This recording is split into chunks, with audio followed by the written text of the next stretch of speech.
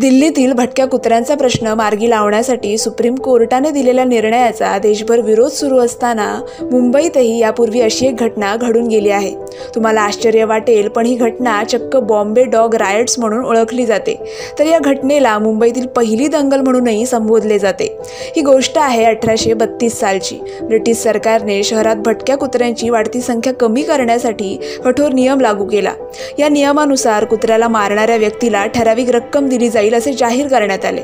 या घोषणेमुळे अतिउत्साही कर्मचाऱ्यांनी फक्त भटकेच नव्हे तर पाळीव कुत्र्यांनाही मारण्यास सुरुवात केली। या क्रूर कारवाईमुळे मुंबईतील पारसी समुदाय संतप्त झाला।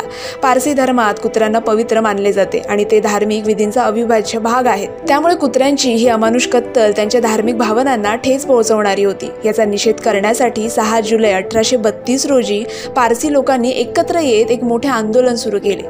या आंदोलनात केवळ पारसीच नव्हे तर हिंदू, जैन आणि मुस्लिम समाजाचे लोकही सहभागी झाले।